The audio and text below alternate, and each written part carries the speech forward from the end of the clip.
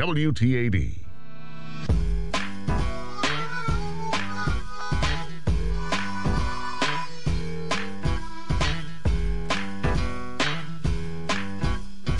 Welcome back to the morning meeting on Talk Radio 930 WTAD.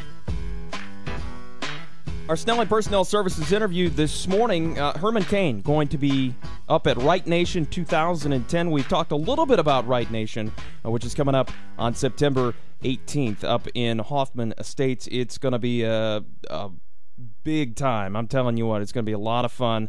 And looking forward to it. You ought to make plans to attend right now because Herman Cain is going to be there, and he joins us on the phone this morning. Herman, good morning. Hey, thanks a lot for having me. Hey, happy to be on. Thanks for coming on. How are you How are you today? And in the midst of everything that's going on. Well, despite all of the bad news, I'm still living the dream, and we all are. But one of the reasons that conferences like Right Nation and events like that take place and we get such huge attendance is there's a lot of frustration on the part of a lot of people that the American dream is under attack. And I was in Washington last weekend, the day before the Glenn Beck rally, and Americans for Prosperity, they were having a big event which was outstanding. They sold out of registration. They were packed to capacity. They just had to stop, getting people to register, and it was at a big hotel there in D.C., and I happened to talk to some of the Glenn Beck people, the people who were there for the Glenn Beck rally. I said, why are you here? And the most common answer I got was, I'm tired of being ignored by this government, this president, and this Congress. I'm tired of the overspending, and this is one way that I can express my disapproval, dissatisfaction, and frustration. And I think you're going to find that I found this in a lot of the different ones. I've spoken at over 24 rallies within the last year and a half. And the big difference that I've noticed this year versus last year, the attendance continues to grow because the frustration is off the charts. Well, it just gets bigger every time. I mean, you mentioned being in Washington, D.C. over the weekend with the Glenn Beck rally going on, and the attendance there was fun. Despite some media reports, the attendance there was just it was crazy. Yeah, like thousands, maybe hundreds of thousands. One report said that was over 500,000 people there, and I believe that one. All you have to do is look at the picture. You see that people are packed wall to wall in that particular area, but it's just a sign. And the other place that you're seeing it is in election results that are going on around the country. Look at what happened up in Alaska in the Republican Senate primary. It was too close to call.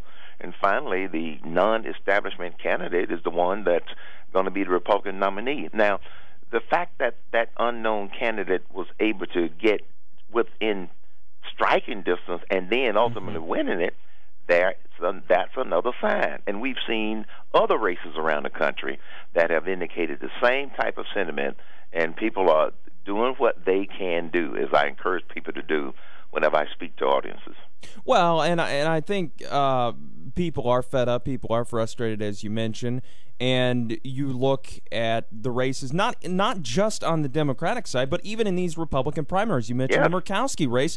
People are fed up with politicians that aren't listening to them, are doing the exact opposite of what they want them to do. You're absolutely right, and that's a very good point. It's not just that they are kicking the Democrats out. Some of the Republicans are having a hard time. I mean, look at, you've got races all over the country where incumbents are biting the dust, and some of them are Republicans because people are saying, we don't care about party. We care about results. We care about this country, and we care about this country being on the right track. And right now, it is not on the right track. Now, we talked about you being in D.C. in the Glenn Beck rally going on. What's your take on Al Sharpton and his response to that rally and what he's done in regards to that? I think it was an attempt to try and counter the popularity and the size of the Glenn Beck rally, and he failed at it. Secondly, as you know, some people tried to make a case unsuccessfully that how dare Glenn Beck and all these white people have a rally on the same day that Martin Luther King Jr. gave his famous speech from the same spot that Martin Luther King Jr. gave his. That is simply ridiculous. It is simply ridiculous because they forget that it was Dr. King who preached character and not color. The fact that Glenn Beck wanted to hold a Restore Honor rally on that very famous day, it's a compliment.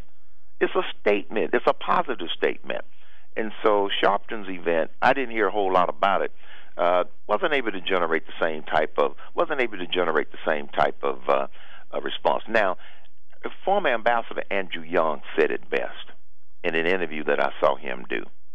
He wished that Beck and Sharpton would have gotten together and held one rally. That would have been about unity, but no. Sharpton's clearly was to try to draw some of the attention away from Glenn Beck and the people who wanted to go to D.C. for the rally that he was holding. We're speaking with Herman Cain this morning on the morning meeting. He's going to be up at Right Nation 2010 up in the Chicago area, up in Hoffman Estates at the Sears Center on September 18th. And you'll be speaking there. Glenn Beck will be speaking there. Dick Armey, a lot of right. prominent folks. And as we approach the midterm elections, we've talked about a large number of people showing up at these rallies. I think there's going to be a lot up there. What's your main message? How are you getting people fired up as we head to the 2010 midterms? Okay, before we run out of time, people who are interested in getting more information about the event, they can go to rightnation2010.com, RIGHTNATION2010.com. My main message is this. First, as conservatives, we've got to stay united. An example of them trying to divide us is exactly what happened last weekend when Sharpton decided to have a counter rally after the impending success of the Glenn Beck rally. We got to stay united because that's the only thing that the liberals, quite frankly, have to try and disrupt this movement that's going on across this country.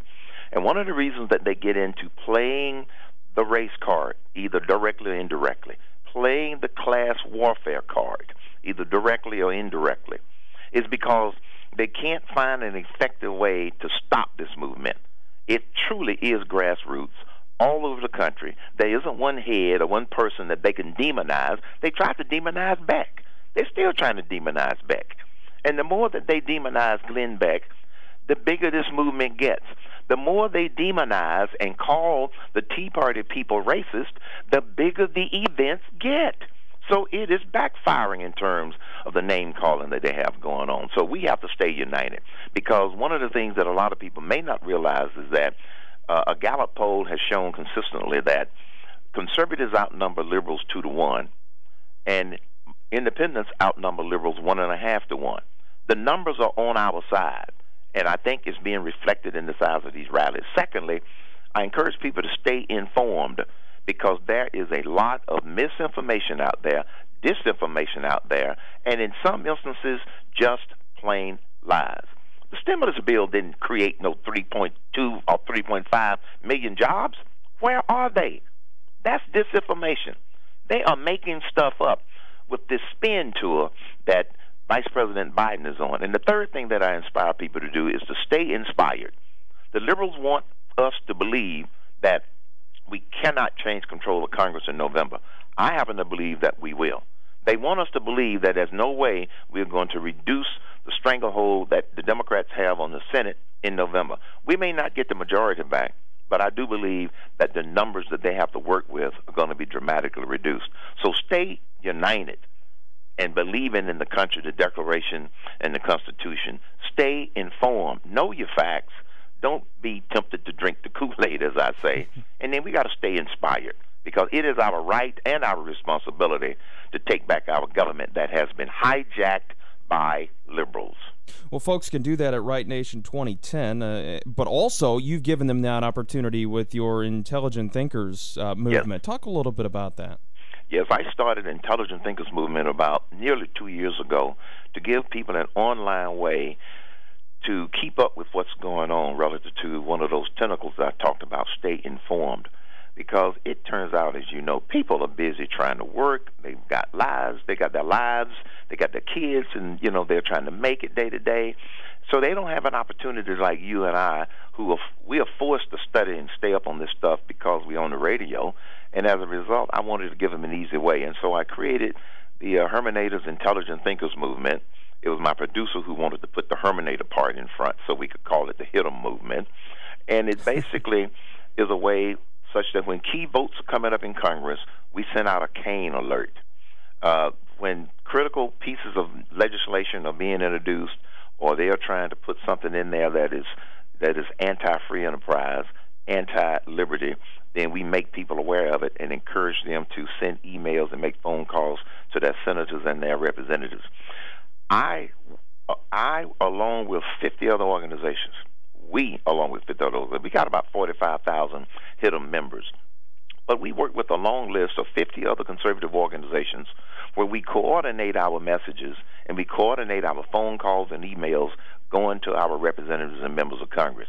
One of the most clearest examples of where this worked well was when the cap-and-trade legislation was being passed in the House of Representatives. Every member that voted for it, all Democrats, never read it. People were outraged. And as a result of that, we know that the number of voices and the number of emails that went into Washington to the Senate, to their respective senators, put that on a back burner. As Representative Michelle Bachmann stated not long after that, the phone lines and the email system in Washington melted. They heard from so many people because people were just upset that people were passing this stuff and they didn't even know what was in the bill. So we do know that the voice of the people works when the voice of the people comes together. I think people are engaged, and I think people are energized and excited, and I think it's important to keep it as such as we continue through the election. But it does. I don't think it ends there, though. It doesn't end on November 2nd. It needs to keep going. That's just the beginning. One of the most frequent questions that I get on my radio show is, how do we know that the Republicans are going to do what they are supposed to do if they get back control? And my response is quite simply, I think they have learned that lesson. They started to see what could happen if they didn't do what they were supposed to do to uphold these conservative principles when they lost control of the House the last 2 years of Bush's second term. And now that they've lost control of the House and the Senate, and they see the carnage that's being caused by the liberals who've hijacked this country, the Republicans have learned that lesson. I've talked to congressmen and senators personally, and they're well aware that the people are going to hold their feet to the fire after November, as well as holding people's feet to the fire leading up to November. Well, and I sure hope so, because I think that's going to be the true test going forward.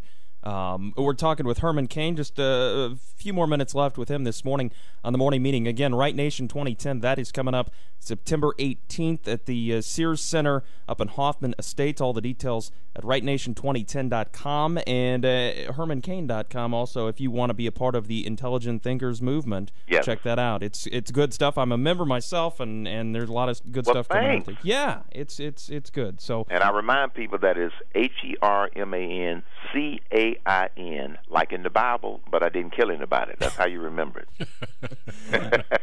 Herman Cain, our guest this morning on the Snelling Personnel Services interview, and we do appreciate you being a part of the morning meeting. Looking forward to seeing you up in Hoffman Estates at Right Nation 2010. Looking forward to it. Thanks a lot, guys. Thanks, Herman. Appreciate it. Bye-bye. It is the morning meeting this morning on Talkradio 930 WTAD. We'll break for the markets. Come back. More of the morning meeting on the way next.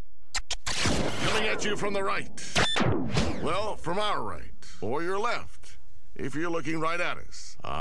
Is anyone else confused? It's the morning meeting with Brian Nichols and Sean Seacrease on Talk Radio 930 WTAD.